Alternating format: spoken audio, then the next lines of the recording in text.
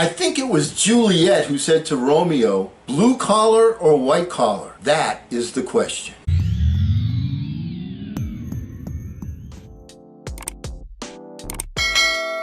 Hello again, everyone. I'm Eli's dad with Project Eli, where we educate, we lead, and we inspire. Perhaps it wasn't Shakespeare that asked that question, but anyway, it's certainly a valid question to ponder, especially nowadays. And I've been talking in the last couple of videos based upon a conversation that I had with my son Eli the Great, who informed me that, hey Dad, I want to be a welder. And I said to myself, a welder? You want to be a welder? Don't you want to go to college? Don't you want to?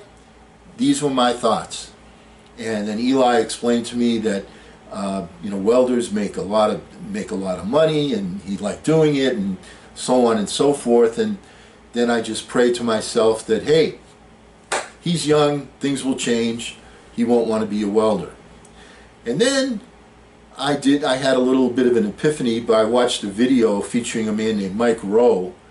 I believe title, he has a show on TV called Dirty Jobs or Dirty Work or something like that. And very, very good speaker, okay, very intelligent man, and gave me a completely different perspective on stuff.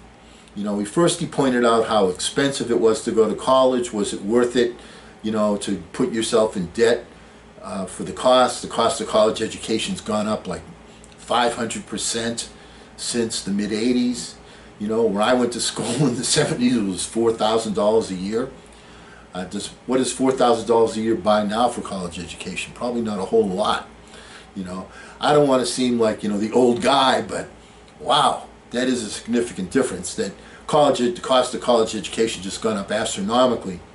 And I had my own personal beliefs, of course, that, the greater part of somebody's education, you got to learn to read and write and do math and so on and so forth. However, the greater part of college education, the greater part of education comes from the work experience. I know in my case it did. I had several mentors, the first of which was a gentleman named Morton Utnick who taught me sales. I was a school teacher, so I was used to, to teaching and so on and so forth, and just sort of combine that with the sales, and just, that was my thing, okay? That was my niche. That was where I belonged, was in sales. And I found that out by accident, because a school district teaching job was cut.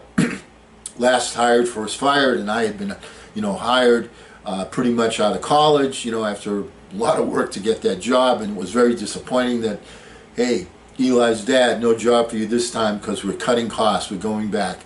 And had to get myself a job because I had a personal commitment to myself at that time in my life that I was going to continue to eat. You can see that I've continued that commitment, and got myself a job with Mr. Mutnick's company, and he put me under his wing and became my mentor. And from there I just got into better and better and better sales jobs, and became a divisional vice president, as a sales trainer, in charge of a couple of offices, so on and so forth. So anyway, it worked out well for me, all right? And I loved going to school. I loved college. It was fabulous, fantastic. But let's get back to the present day, because the situation has changed significantly. As we all know, knowledge increases it doubles every 2.5 to 3 years. So a lot of times the stuff that you learn in school becomes obsolete very quickly. The point is, you got to continue to learn. You got to continue to be a student, even after your formal education has ended, which is why so many people get on the treadmill. They end their formal education and then they stop learning. The typical person reads what, 1 book a year now, something like that, if I've seen statistics, or 2 books a year, and they're not focused on learning. They get into the treadmill of their job, so on and so forth, and then they do what they do, and that's it. But if you want to be successful, you got to continue to learn. You got to continue to have curiosity. You got to continue to move forward. And anyway, the point is, how do you foster a good work ethic? Well, once again, I'm going to be quoting from Mike Rowe, who I really, really liked his video. Like I said, it was an epiphany for me. Identify the thing that most people don't want to do. Figure out a way to do it, and then figure out a way to love it. Here's a really good example. Okay, let's take a look at the stereotypical plumber. Okay, when you see, there's a plumber on a TV show or in a movie, what do? You see a fat guy, okay, and they always show the butt crack, okay, and that's the stereotypical vision that somebody has of a plumber. But in real life, that's not really the case. They're not all fat. They don't all sit there with their butt cracks. It's not. It's a stereotype that we see. But you know what? Plumbers make a really, really good living, and if you enjoy doing that type of work, it's fabulous. There's not a lot of people that are in that line. There's a call for it. I mean, there's always going to be a call for plumbers, and you're making a good living. Garbage men, the same thing. One of the things that we talk about on this channel is that principles remain the same and technology changes. Let me give you an example. Eli, you won't even know what an 8-track tape is probably, but years ago that was the way you would listen to music. You'd stick the 8-track tape in. Sometimes things get displaced, and sometimes things get reimagined. All right, so the 8-track tape was replaced by the CD, and that's the way that you listen to music now, or you stream it. Okay, you follow what I'm saying? Is that the objective remains the same, the principle remains the same, but the technology changes in how you do it. You can't assume that things that used to be aspirational still are. Back in my day, it was the dream, and to be candid with you, it's still the dream, I would say, of the majority of parents. Their kids get a good education, they go to college, then they'll have so much knowledge, and they'll be able to get a job, and things will work out nicely for them. But the reality of the situation a lot of times, most of the time in fact, is they go to college, and once their college is done, then they're back home, they're playing video games while they're looking in the newspaper and the want ads for an entry-level position with some company. Now, that's the reality of the situation. And, when I was, working with my company, and it was a sales position, I was a sales manager, a sales trainer. When somebody would come in for an interview, they would answer an ad, and the ad was for a manager trainee. How would you like to become the manager of your own office in a place that you want, where the company will pay for everything? They'll pay for the space, they'll pay for your administrative help. We used to call it secretarial, now I'm politically correct, administrative help, and we'll take care of all of that. You have to show that you can do the job, and we will promote you into that position. And they really did that. That's how I became a divisional vice president, became a manager, became a divisional vice president. I followed their steps. It was perfect, it was great, it was fabulous, it was phenomenal. I absolutely loved it. And when somebody would come in for an interview and they would say, well, I've had some sales experience, with this company, we'd always say, hey, that's great. That's less that we have to teach you. And when they would come in and they would say, I don't really have any sales experience, we would say, hey, that's great. That's less that we have to unteach you. All right, we made everything a positive. We were looking for people. We were in the recruiting business. We wanted to get people out there marketing our product. Does that make sense? They worked on commission. That was the way, our investment was the time that we would place with these individuals. Now, just because back in my day, the dream was go to college, so on and so forth, Eli pointed out to me, hey, you make a lot of money, as a blue-collar worker, as a welder, it's something I really want to do. And I was thinking about going to school and so on and so forth. And just as when I, as a parent, say something to Eli, he always has to experience it before he says, yeah, gee, Dad was right. All right, you don't accept things at face value, especially at this age, 16, 17. There's that normal contradictory, yeah, Dad, you can't put yourself in my shoes. I was exactly the same way. So when he told me about, being a welder and making a lot of money and so on, I said to myself, yeah, is that really what you want to do? Until I found out a little bit more information. And boy, what information.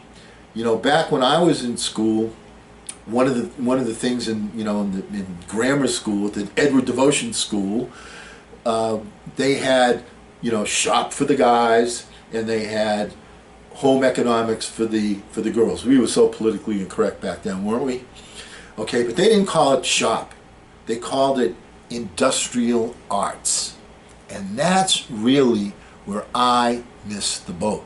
I missed the boat in thinking that blue-collar work was kind of like McDonald's. If you're the guy that's, doing the buns, that's toasting the buns for the hamburgers, you get the buns, you put them in the toaster, you take them out. Next, you do the same thing, you do it over again. Or the fries, you get the fries, you put them in, you salt them, you bag them.